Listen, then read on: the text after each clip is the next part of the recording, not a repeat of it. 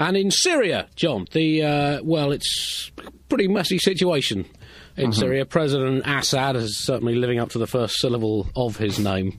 And, of course, it's hard to know exactly what's going on because the Syrian government has refused to allow most of the foreign media access to the country, although it did say that the Bugle could go in. But, unfortunately, I've been busy this week, and John's a chicken. Chicken! So, grow a pair and get over there. But anyway, so once again, the United Nations, John, has sprung into action like a coiled donut and has responded to the unfolding catastrophe in Syria by debating with itself whether or not to tell Syria that it's being a bit naughty. Now, understandably, such extremely strong words have caused a split in the the UN Security Council, and Brazil, China and Russia have said that they're worried about hurting Syria's feelings at a time when it's really not feeling very good about itself already. Brazil have suggested a compromise whereby any resolution is delivered to the Syrian government in the form of a video of kids juggling footballs on the beach at Rio de Janeiro. China has offered to deploy 2,000 peacekeeping infantry troops, but only ones made of terracotta. And Russia wants to airdrop vodka over the entire country to help it drink its way through its problems. Funny how countries always fall back on what they know best in times of crisis. We in Britain, we've offered to send in Vera Lynn. We'll meet again, don't know where, don't know when, but there is a possibility that it might be in a few years' time in The Hague. In Syria at the moment, there is clearly a looming humanitarian crisis on a very depressing scale. Of all the global cities that you do not want to be living in at the moment, the town of Jizr al-Shagur is right up there. And in real estate terms... Is it worse than Derby? I think it is, Andy. Really? In real estate terms, it's very much a buyer's market there. To put it indelicately, there may be some unexpectedly open plots of land to build on there very soon.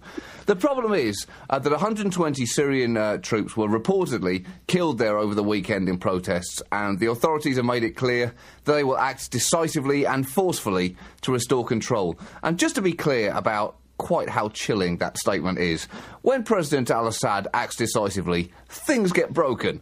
When he said he was going to change the TV channel decisively, he ordered tanks to open fire on his television set, then bought himself a new plasma screen that was preset to the channel he wanted instead.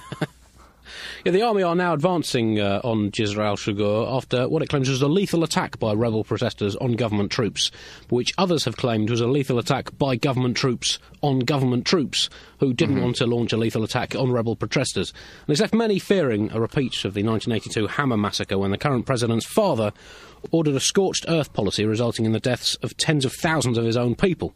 But still, John, these people should count themselves lucky. They don't know how good they've got it, being fired on by their own military, hounded from their homes, having their electricity, water and food supplies cut off, because at least they did not have to go through the soul-shattering trauma of applying for loads of Olympic tickets, but not getting very many of them due to overwhelming public demand and the random nature of a balloting system. Oh, Andy, I'm sorry.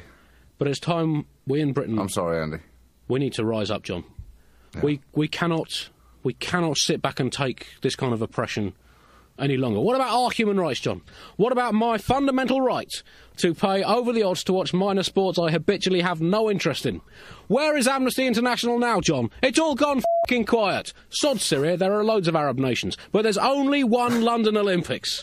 And for too long, people selling sports tickets to us have told us how to live our lives. But no longer, Britain. Rise up! Let's lay our own eggs, wield our own spoons, and hold our own People's Olympics. Even if the IOC's armed forces try to stop us and the government suppresses the foreign media from reporting it, we have to take a stand, John. These people in Syria are frankly eating a very friendly omelette by comparison with what we in Britain have been through this